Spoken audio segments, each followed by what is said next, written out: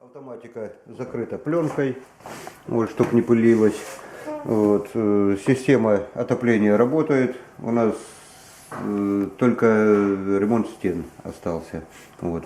Перед растопкой, перед закладкой дров, вот, я включаю стабилизатор. Он 2 минуты у него времени до рабочего состояния. Вот, и пока он 2 минуты проходит, я закладываю дрова в топку. Дрова желательно закладывать с вечера, когда топка протоплена, если присутствует в любых дровах какой-то процент влажности. Камин с вечера протоплен, вот, температура повышенная, дрова положили, к утру они уже, процент влажности понижается. Дрова заготовленные весной, пиленные, колотые летом, вот, но это не есть хорошо. И дрова сосновые, вот, это тоже не есть хорошо. Вот. В процессе эксплуатации по прошлому году лучшие дрова это лиственных пород, где меньше смоляных веществ. Закладка. Можно положить дрова перпендикулярно стеклу. Топка заполняется полностью тогда. Это очень удобно. Не надо потом в процессе топки подкладывать. Вот. Но, так как волокна идут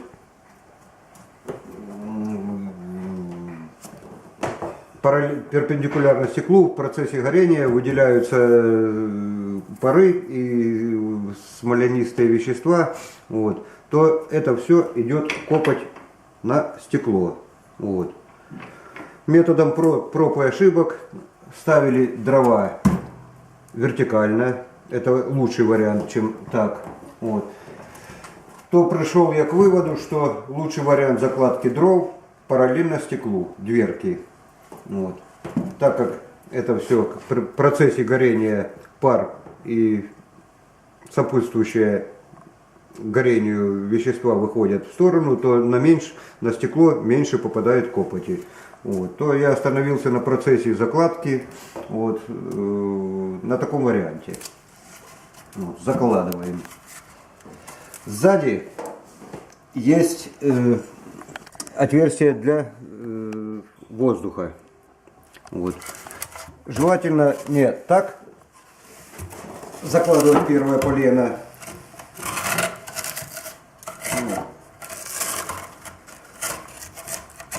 а немножко вот так, чтобы там уже циркуляция воздуха для поддува вот, присутствовала. Но на низ закладываем более толстые, более тяжелые. Но у нас сосновые, они по удельный вес одинаковый. Вот. Если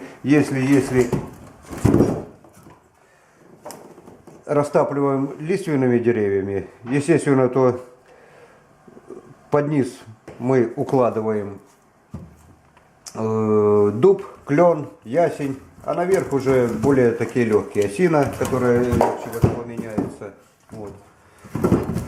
Суками стараюсь, вот суки присутствуют, суками стараюсь полено выбирать, которое ближе к стеклу, чтобы не поменьше было суков, потому что отсюда тоже может копоть идти, то можно положить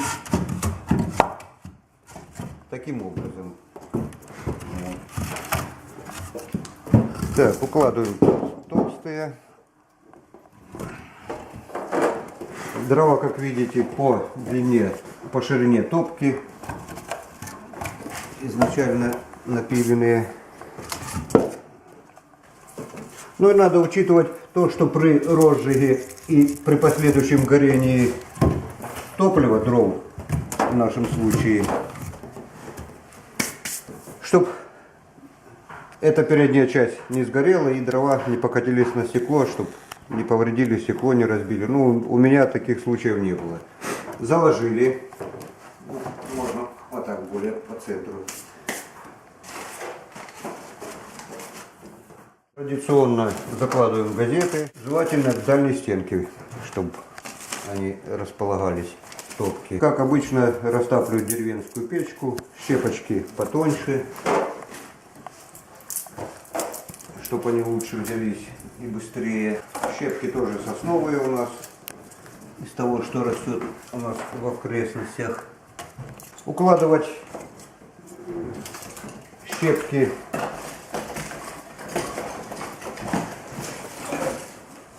особой премудрости здесь и не надо, но единственное, когда газета, если сгорит, чтобы щепки не покатились сюда. Положили, вот, учитывая то, что газета сгорает, щепки оседают, они скатываются сюда, то много бумаги газет не надо накладывать, чтобы не покатились.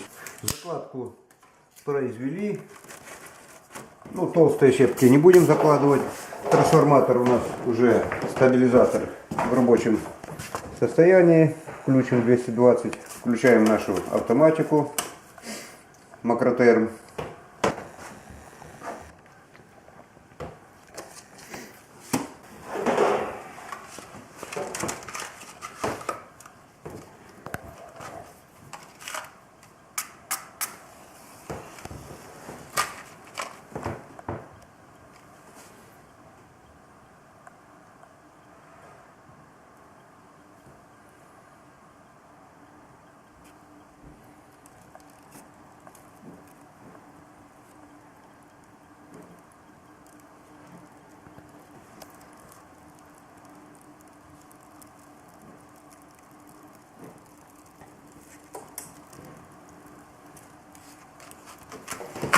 Включаем. У нас режим котел погашен. Включаем растопку. Все, растопка пошла сейчас 0%. Дроссельная заслонка открыта. И сейчас потихоньку она пойдет открываться. Со вчерашнего дня температура буфера у нас 30 градусов. Вот, половина дома отапливается, вот, так что много тепла не расходуется. Температура в камине 25 градусов, температура растопки около 30 градусов. Щепочки взялись у нас, то режим растопки включен. Дверку закрываем. И все, и ждем. Ждем, когда режим включится, работает. Может быть такой вариант, что мало щепочек и на мониторе высветится, что растопка не удалась. То повторно нажимаем растопку. Вот, но это зависит от количества щепок. Растопка согласно инструкции производится сверху. Вот, так что ничего сложного нет. Ну вот. В данный момент у нас идет растопка, так что уже наше участие в этом не нужно. Автоматика само включит режим работа и будет регулировать подачу воздуха, включение-выключение насоса центрального отопления, вот, и температуру дымовых газов. Так что главное, чтобы растопка удалась, уже включился режим работы. Вот, так что можно о камине, о топке забыть, пока не прогорят дрова.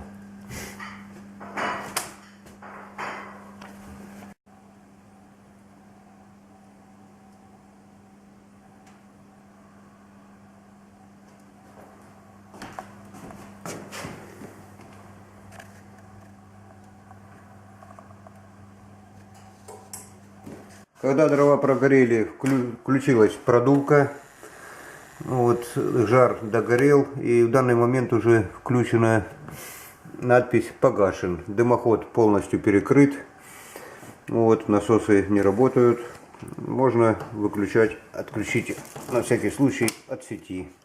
Также и стабилизатор на ночь выключаю.